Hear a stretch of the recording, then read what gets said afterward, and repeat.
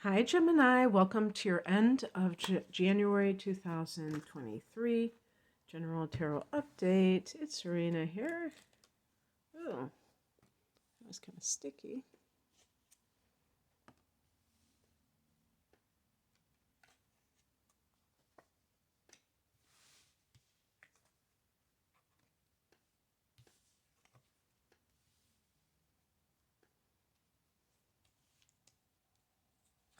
Ta-da! I'm going to pick an additional card because this one's sticking out a little bit. And I'm going to pick one more. Okay.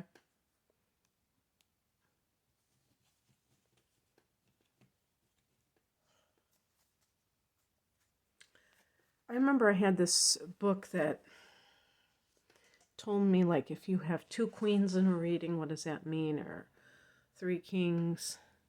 And I can't remember what it was. I don't know if I even still have that book. So if any of you are aware of that and you know specifically, put it down below so I could relearn it. I guess I could always look it up.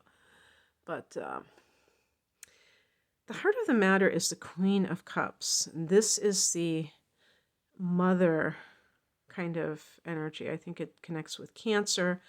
And Gemini, sun sign people, can have inner planets in,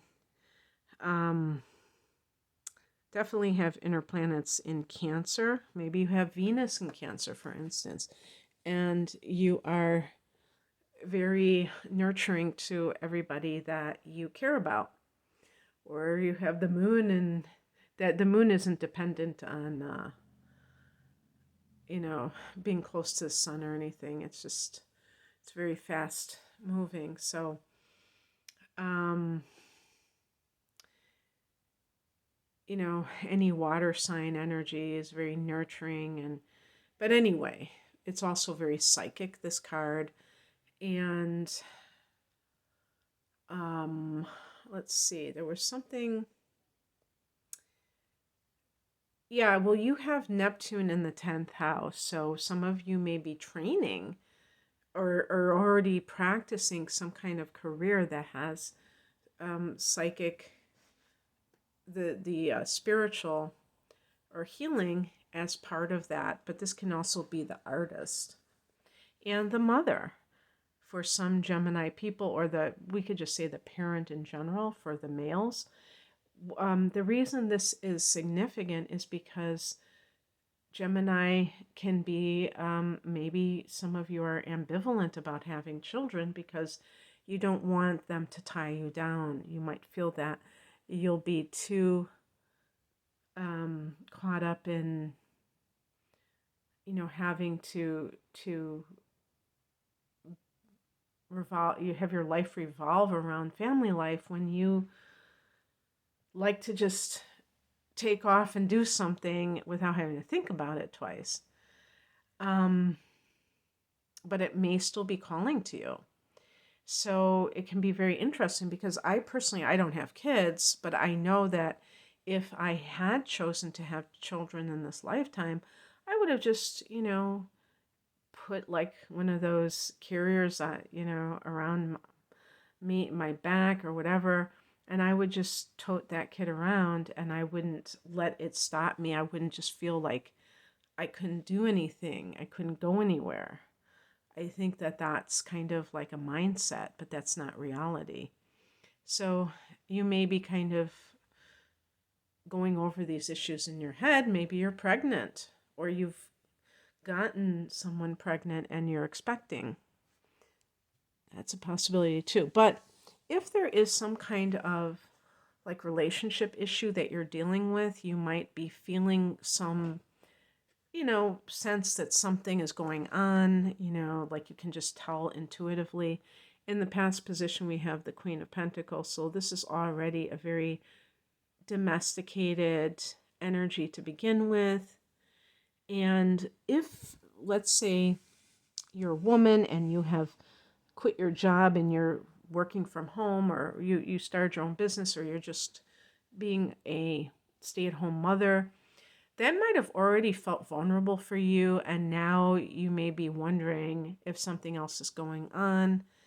Um, the beautiful thing is that whatever is happening around you, it doesn't take away from the decision that you made that was best for you and your family. So don't ever second guess yourself about that and think, oh, wow, if only I still was making money, maybe I could do this or I could do that.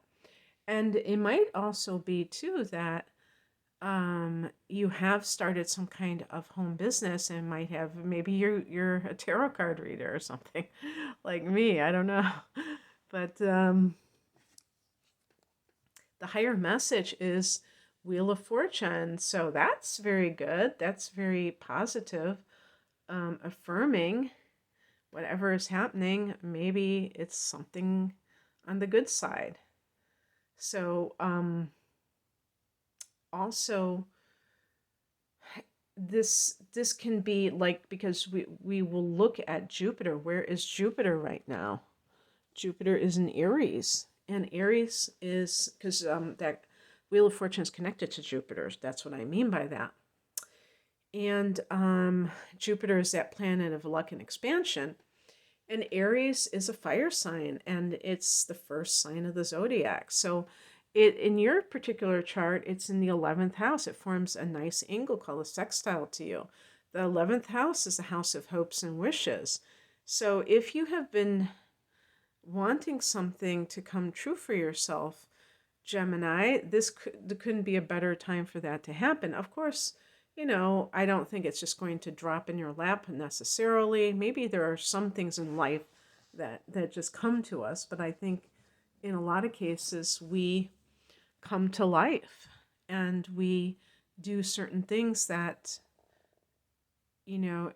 encourage success coming to us in some form. So being very aware of that, of how this is playing out for you, can be so helpful.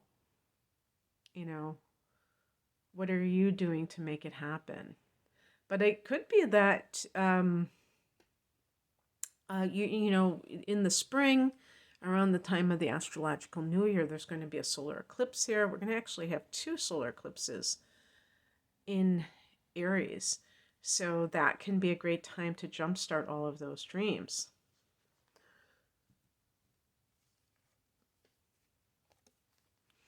What crosses you is the 3 of Swords. This can feel like, this can be the energy of feeling unloved, of feeling rejected for some reason. So you might be, I wouldn't be surprised if some Gemini people are feeling very vulnerable right now for some reason. I can't really tell exactly what it is. If you did find out you're pregnant, for instance, you may feel, and especially if it's your first time, you may feel like it's making you dependent or vulnerable, and you don't like that feeling. But it's all how you frame things. If you look at something in a proactive way, you don't have to worry that it's going to be something negative for you. It's going to, like, even if, let's say that somebody broke up with you and then you found out you were pregnant, and that's what the 3 of Swords represents.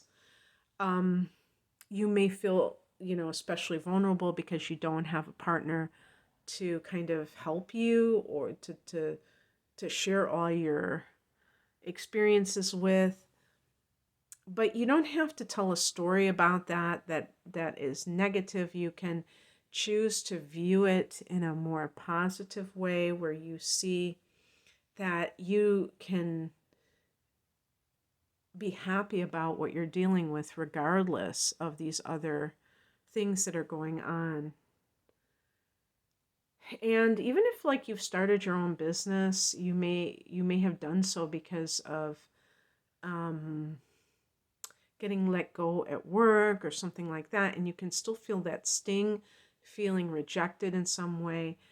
And that's again a story that you tell yourself. It doesn't necessarily have to be a defining moment for you. What's coming in is the Ten of Pentacles. This is big money.